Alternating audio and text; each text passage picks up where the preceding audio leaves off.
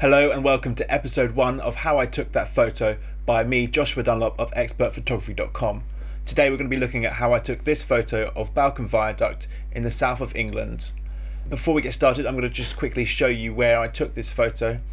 As you can see on this map, I parked my car here and we entered here, and you'll notice initially I took some photos here, then one from down here, and we walked through here, took some photos here inside the viaduct before walking around here, one photo here, and then down, and the majority of the photos, the best photos, were taken here.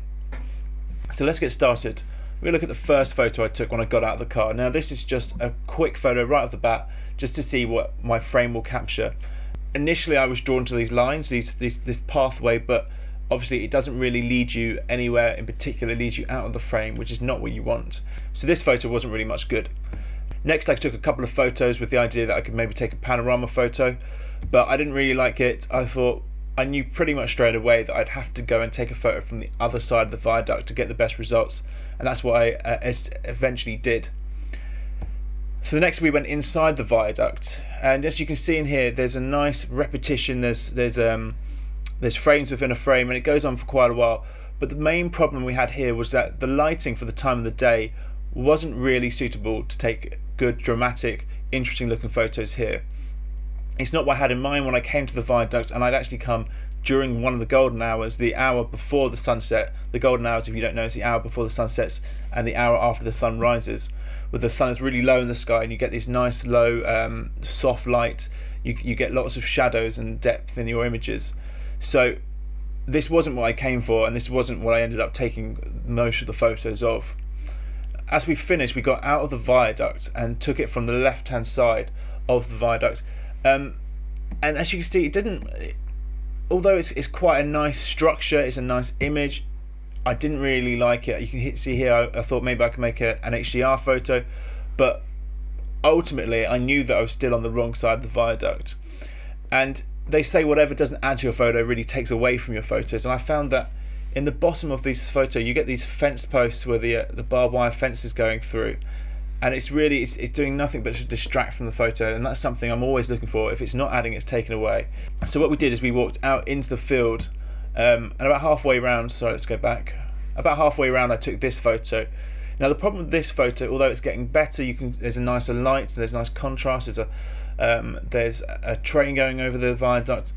Although we've got all this going on, the bottom 50% of this photo is just, it's all the same. There's nothing interesting going on here. This could be 10% of the frame for all it mattered, because it was all the same anyway.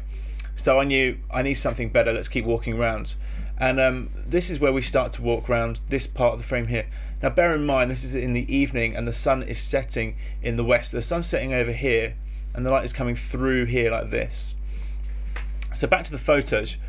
We found a path where a tractor had obviously come through to sow the seeds for this crop, and it's a good start. You can see that there's leading lines into the frame, to different parts of the frame that you might want to see. The problem I have with this though is that the lines actually, although they lead you towards the viaduct, which is where I want it to go, they actually, at the end here, you see they turn off and they lead you out of the frame, which is just absolutely no use really. There's no point in having a leading line that's not going to lead your viewer towards a part of the frame that you want them to see. Again, I took a step back and I thought this is slightly better, because you get more of a build up of the viaduct, you get more of it in, you get a line that goes a little bit further in the slightly right direction, but again not quite right. You see again I tried it, but there's a line going off in the wrong direction here. But you're working with what you've got. I'm not sowing these seeds, I'm not in the field, I can't make these lines myself, so you just have to experiment, walk around and see what you can find. And as you can see, I've tried again. It's only when I get to this photo where things start to get a bit better. Now the viaduct, nice bold part of the frame, is in there exactly the way I want it to be, near enough at least. The light is on the outside of the viaduct, there's nice contrast on the inside where it's darker in the shadows, and you've got light again here. There's a good strong path in the image that leads towards the end of the viaduct. That's good to have in the frame, but these lines aren't quite doing what I want them to. You see, they bring you into this frame and they stop here. Now it's up to you to decide where they go, but I don't really feel they bring you towards the viaduct in the way I'd want them to. So carried on looking. Again, another step in the wrong direction here. this isn't where I wanted to go. Now it's only when we get here that we notice, okay, this is the photo that I wanted. Now there's one thing that's not quite right with this photo, which we'll get to in a moment, and I corrected.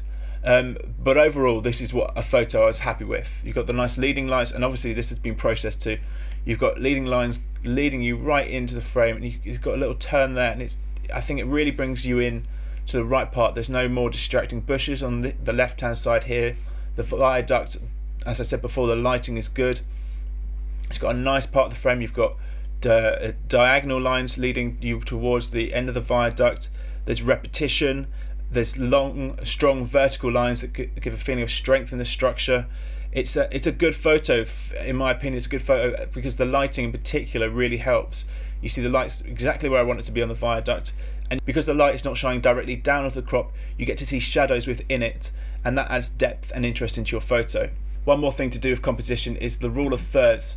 Now you notice it's not a traditional use of the rule of thirds. You probably know to put stuff on intersect points, but you'll notice on the left hand side of the viaduct, the height of the viaduct is in line with the top 2/3 of the frame, and on the bottom third of the frame you'll notice this is where the lines sort of come to an end. There's also in the top right hand corner is where the viaduct starts. You can tell it's added that extra little bit of structure to this photo. You know, if the heights were a little bit different, I don't think it would have been as strong as it is now. So we've got strong lines coming in, leading you towards a nice structure, good strong vertical lines. Overall, it's what I was looking to take when I arrived there that day. Now you'll notice there's some processing on the photo. I'm going to show you what I've done now, and you'll notice I don't do a whole lot to my photos. Now what I've done is I've turned the exposure down ever so slightly, and I've turned the contrast ever so slightly up. The same with clarity, only +4 there, it's almost nothing. And other than that, I didn't really do much. I removed a slight bit of chromatic aberration around where the light was passing through here, and I've added a slight vignette. I just think if you notice this top corner in particular, if I take this vignette off, it just gets a little bit too light. You see what I mean? So I like to have a small vignette on most of my photos. Now the only other thing I've done to this photo is I've added a brush in certain places. So on this one here, if we look, you'll see the mask. It's gone on the blue sky, and this is a good thing about Lightroom in particular, is you can take a sample of what you want to mask, and it knows to look for the blue sky. And all I've done here is I've darkened it, one stop of exposure. I've just made it a little bit darker. In this one here, I've taken the highlights down by about, not even half a stop. I've just taken it down a little bit because it's just a little bit too bright there. And finally, in this one here, I've just gone for a general all-purpose detail enhancer. If I was to take these off, you'll see the difference. That's most of the processing right there. Doesn't take me that long, and I like the result. So that's almost the final photo. The last thing I did, and see if you can spot it in the next photo, is I removed right here, I removed the dark part of the crop, just a shadow there. I didn't like it, it was distracting, so I got rid of it. I just exported to Photoshop, and I used content aware fill. It took me about 30 seconds to do, and you wouldn't even notice it if I hadn't pointed it out. So that's the finished photo. I hope you've enjoyed this video. If you have, please be sure to subscribe, share it with your friends, and wait till next week for the next photo. Thanks very much for watching.